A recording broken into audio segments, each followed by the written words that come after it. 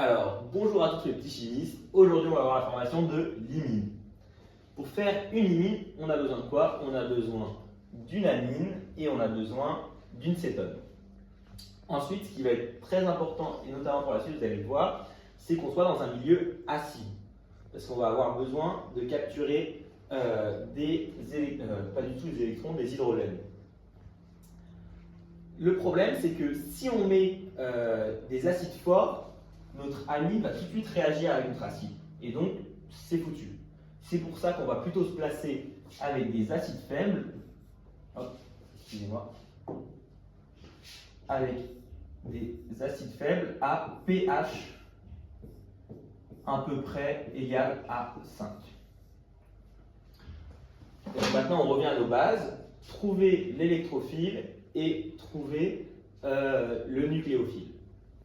Donc, normalement, vous commencez à connaître. On voit ici qu'on a un O qui est électronégatif, qui vient tirer les électrons vers lui. Donc ici, on a logiquement un carbone qui va être plutôt électrophile. Ensuite, ici, on a notre amine qui, justement, avec l'azote, a un doublet non liant qui va pouvoir donner des électrons, donc qui est plutôt nucléophile. Donc maintenant, on va faire comme à peu près dans toutes les réactions. Notre nucléophile attaque notre électrophile dans un premier temps. Hop. Ensuite, on a le doublet non liant qui vient donner des électrons à l'oxygène. Et on se retrouve avec toujours notre radical.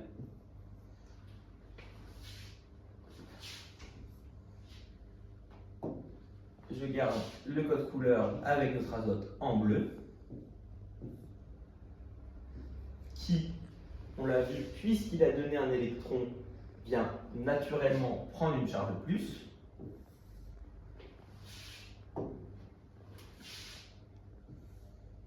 Ici, on a notre carbone avec ces deux radicaux R1 et R2.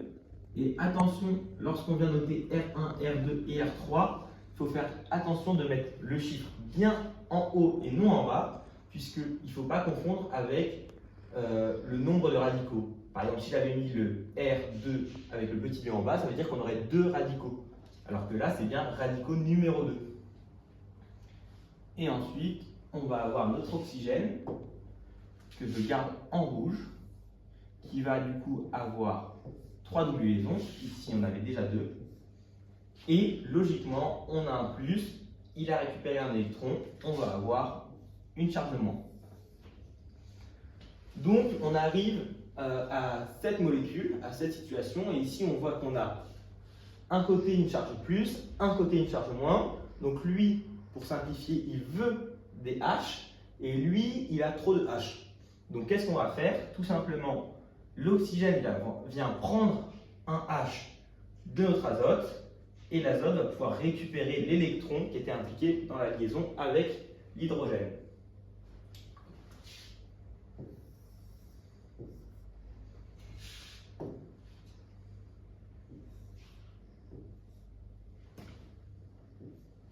Hop. Donc on se retrouve avec nos radicaux, attention de ne pas les oublier,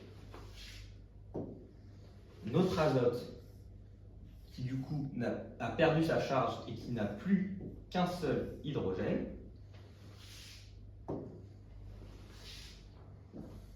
notre carbone avec ces deux radicaux, R2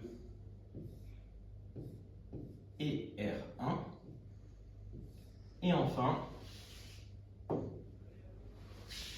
notre oxygène qui a gagné un hydrogène et qui a toujours deux doublets non liants et qui a donc perdu sa charge. Ensuite, qu'est-ce qui va se passer? Rappelez-vous ce que j'avais dit au début, on est à pH 5 et c'était très important. Puisque là, ce qu'on va vouloir faire, c'est qu'on va vouloir faire partir ce groupe. Puisqu'on sait qu'on peut former de l'eau et souvent l'eau, ça va partir dans le milieu. Donc on rappelle qu'on est dans un milieu acide, donc on a des H+. Et donc tout simplement, notre OH qui a deux doublets non liants, qui est plutôt nucléophile, va pouvoir tout simplement aller prendre un H. Hop, on va se retrouver avec nos radicaux. Notre H que je vais dessiner en rouge, qui a du coup maintenant 2 hydrogènes.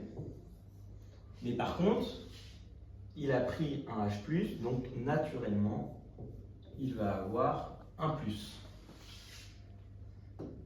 Et ensuite, on a notre R3 avec notre azote qui est ici.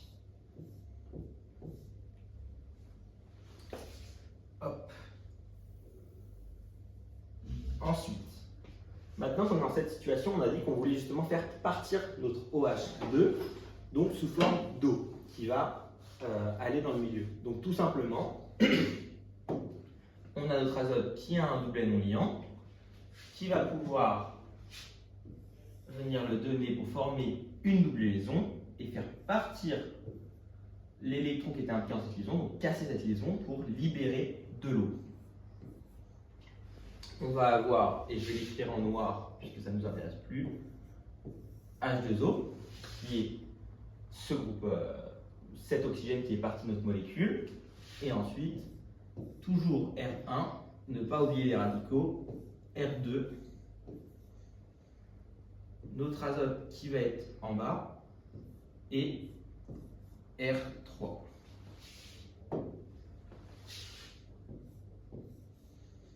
Hop. Et là, si normalement vous avez bien suivi, qu'est-ce qui manque? On avait une charge ici, on n'a plus de charge.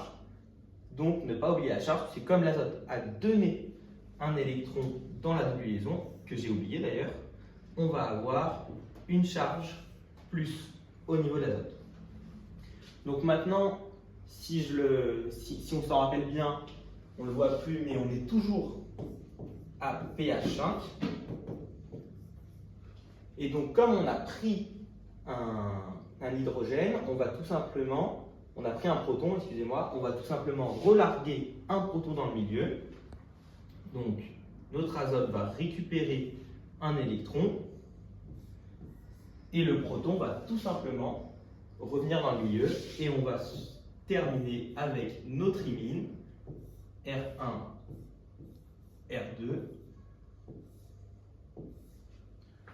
Notre azote que je vais laisser en bleu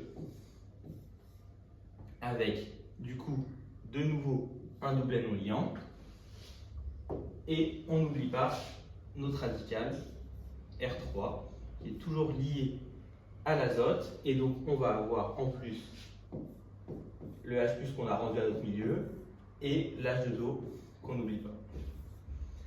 Hop. Merci à vous.